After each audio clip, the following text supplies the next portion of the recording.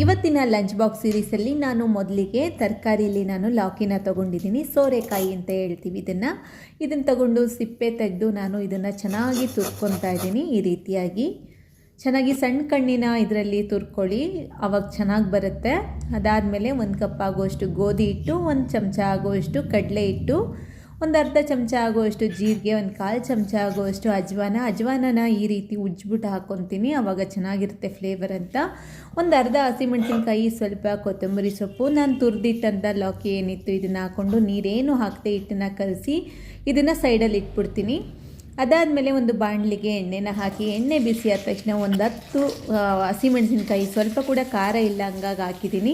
10 ಎಸ್ಲಾಗುವಷ್ಟು ಬೆಳ್ಳುಳ್ಳಿ, ಒಂದು ಅರ್ಧ ಈರುಳ್ಳಿ, ಕರಿಬೇವಿನ ಸೊಪ್ಪು ಚೆನ್ನಾಗಿ ಹುರಿದ ನಂತರ ಇದಕ್ಕೆ 4 ರಿಂದ 5 ಗೋಡಂಬಿ, ಸ್ವಲ್ಪ ಕೊತ್ತಂಬರಿ ಸೊಪ್ಪಿನ ದಿಂಡನ್ನು ಹಾಕಿ ಸೈಡಲ್ಲಿ ಎತ್ತಿಟ್ಕೊಂಡು ತಣ್ಣಗಾದ್ಮೇಲೆ ನಾನು ಇದನ್ನು ಚಟ್ನಿ ಮಾಡ್ಕೊತಾ ಇದ್ದೀನಿ. ಇದಕ್ಕೆ ಕೆಲವೊಂದು ಇಂಗ್ರೀಡಿಯೆಂಟ್ ಹಾಕಬೇಕು.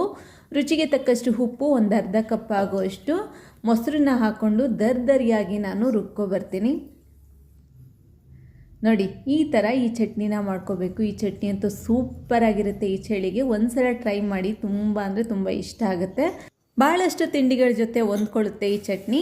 ಅದಾದಮೇಲೆ ಇಲ್ಲಿ ಒಂದು 4 ಆಲೂಗಡ್ಡೆನ ಈ ಥರ ಕಟ್ ಮಾಡಿ ಇಟ್ಕೊಂಡಿದ್ದೆ. ಒಂದೇ ಒಂದು ಕುದಿ ಬೇಯಿಸ್ಕೊಂಡಿದ್ದಾಯಿತು. ಆಲೂಗಡ್ಡೆ ಸ್ವಲ್ಪ ಸಾಫ್ಟ್ ಆಗಿತ್ತು. ಇದನ್ನು ನೀರನ್ನ ಶೋಧಿಸ್ಕೊಂಡು ಒಂದು ಮಡಕೆ ತೊಗೊಂಡಿದ್ದೀನಿ. ಅದರಲ್ಲಿ ನಾನು ಸ್ವಲ್ಪ ಎಣ್ಣೆನ ಹಾಕಿದೆ. ಎಣ್ಣೆ ಕಾದ್ಮೇಲೆ ಜೀರಿಗೆ ಸ್ವಲ್ಪ ಸಿಡಿದ ಮೇಲೆ ಹಸಿಮೆಣಸಿನ್ಕಾಯಿ, ಸ್ವಲ್ಪ ಕರಿಬೇವಿನ ಸೊಪ್ಪನ್ನ ಹಾಕ್ಕೊಂಡು ಇವೆರಡನ್ನೂ ಚೆನ್ನಾಗಿ ಸ್ವಲ್ಪ ಬಾಡಿಸ್ಕೊಂಡು ತದನಂತರ ನಾನು ಬೇಯಿಸಿಟ್ಕೊಂಡಿರೋಂಥ ಆಲೂಗಡ್ಡೆನ ಹಾಕಿ ಸ್ವಲ್ಪ ಅರಿಶಿನದ ಪುಡಿ, ರುಚಿಗೆ ತಕ್ಕಷ್ಟು ಉಪ್ಪು ಹಾಕಿ ಆಲೂಗಡ್ಡೆಗೆ ಚೆನ್ನಾಗಿ ಮಿಕ್ಸ್ ಮಾಡಿ 2 ನಿಮಿಷ ಬಿಟ್ಟಿದ್ದೆ. ಆಲೂಗಡ್ಡೆ ಆಲ್ರೆಡಿ ಬೆಂದಿತ್ತು. ಅದಾದಮೇಲೆ ಕೂಡ ಸ್ವಲ್ಪ ಮಸಾಲೆ ಚೆನ್ನಾಗಿ ಇಟ್ಕೊಳ್ಳುತ್ತೆ ಅಂತೇಳಿ ಬಿಟ್ಟಿದ್ದೆ. ಅದಾದಮೇಲೆ ಈಗ ಲಾಸ್ಟಲ್ಲಿ ಕಸೂರಿ ಮೇಥಿ, ಸ್ವಲ್ಪ ಕೊತ್ತಂಬರಿ ಸೊಪ್ಪು ಹಾಕಿ ಇಳಿಸ್ತಾ ಇದ್ದೀನಿ.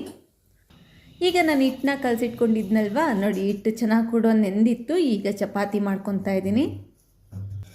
ತುಂಬ ಚೆನ್ನಾಗಿ ಒತ್ಸೋದಕ್ಕೂ ಏನು ಕಷ್ಟ ಆಗಲ್ಲ, ಭಾಳ ಚೆನ್ನಾಗಿರುತ್ತೆ. ಮಕ್ಕಳು ಈ ಥರ ತರಕಾರಿಗಳನ್ನು ತಿನ್ನೋದಿಲ್ಲ, ಈ ಸೋರೆಕಾಯಿ ಇವೆಲ್ಲ ತಿನ್ನೋದಿಲ್ಲ ಮಕ್ಕಳು. ಹಂಗಾಗಿ ಚಪಾತಿ ಮಾಡುವಾಗ ಸ್ವಲ್ಪ ತಲೆ ಹೊಡಿಸಿ ನಾವು ಈ ಚಪಾತಿ ಒಳಗಡೆ ಈ ತರಕಾರಿಗಳನ್ನು ಹಾಕಿ ತಿನ್ನಿಸ್ಬೋದು ಮಕ್ಕಳಿಗೆ. ಇವೆಲ್ಲ ತುಂಬ ನೀರಿನ ಅಂಶ ಇರುತ್ತಲ್ವ, ತರಕಾರಿ ತುಂಬಾ ಒಳ್ಳೆಯದು ಮಕ್ಕಳಿಗೆಲ್ಲ ದೊಡ್ಡವ್ರಿಗೂ ಕೂಡ.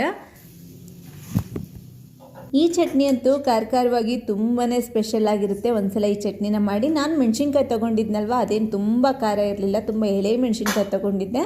ಹಾಗಾಗಿ ಇವತ್ತಿನ ಲಂಚ್ ಬಾಕ್ಸಿಗೆ ನಾನು ಮಾಡಿದಂಥ ಚಟ್ನಿ ಮತ್ತು ಈ ಆಲೂಗಡ್ಡೆ ಪಲ್ಯ, ಈ ಸಾಫ್ಟ್ ಆಗಿರೋ ಅಂಥ, ಈ ಫೈಬರ್ ರಿಚ್ ಆಗಿರೋ ಅಂಥ ಚಪಾತಿ.